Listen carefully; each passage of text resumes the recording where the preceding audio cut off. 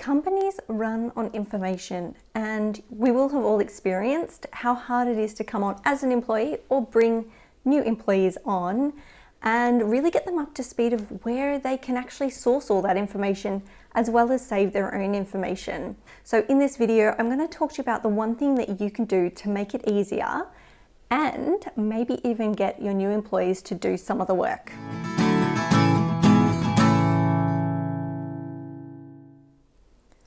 So I think we've all had that experience of starting at a new company and just being completely overwhelmed with all the information and not knowing where to go and to source what you need.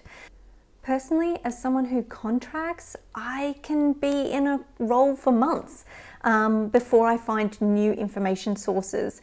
So with the way that we're moving towards hybrid, it's becoming a lot harder. And as I said before, with this whole great resignation, we're going to see a lot of movement and a lot of loss in productivity because people can't start straight away when they come on board as a new employee. So there are a number of underlying issues relating to this. So there are a lot of companies, for example, that don't have really robust processes or standard operating procedures. And with the amount of information and it being quite distributed, how people own and update it, there can be problems in the way that is communicated as well. But we can't solve all the problems. So I'm just going to talk through one of the things you can do within your team to make it much easier to bring on people and get them hitting the ground running straight away. So the best thing you can do to make this transition easier for both yourself and your team and your new employees to actually create an outline of where you source as well as save all your information.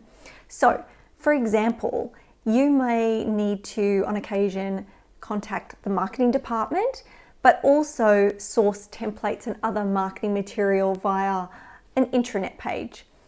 You want to actually document all of that. So who's your main contact for marketing? What's the process you normally go through? Where do you source any templates? Go through that process for all your main information sources. So you want links to content, you want key contact names, pretty much everything. And the great thing about this process is you don't have to get it 100%. So just having a rough outline is sort of good enough if you're about to bring on people. And that is because what you're going to do is get this new employee to use this outline essentially as their induction pack. So when people come on board in a new role, typically it's a lot of conversations that they need to have. Having an outline will give them that context of who they're talking to and why. The other benefit of having an outline is that this new person can add to it. So as they're having these conversations and discovering information, they can actually add where there may be gaps.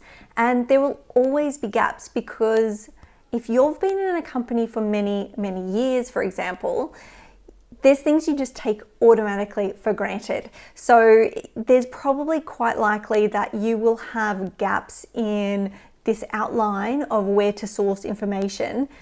But because your new employee is almost doing an information gathering type activity for the first, few weeks of starting, they can actually see from a different perspective where there's gaps and be able to contribute to the document. But the benefit of documenting where you source all your information and save all your information doesn't just end with new employees. Although the benefit is once you've got this robust document, you continually can update it and provide it to new employees. But it's also probably likely to benefit your whole team. Quite often teams work in different areas, and I know a lot of the time in my work, I'll be asked to reach out to someone else in my team to understand who I need to talk to or what the process is to get certain information. Once you have it all documented, it's there. You're going to actually save so much time for your whole team that it's going to have a double benefit effect. So that's just one really simple thing you can do to make your team and your new employees' lives a lot easier and save them a lot of time in the long run. And if you'd love to try this out with your team, I actually have a template. It is actually linked below in the comments, so you're free to use that.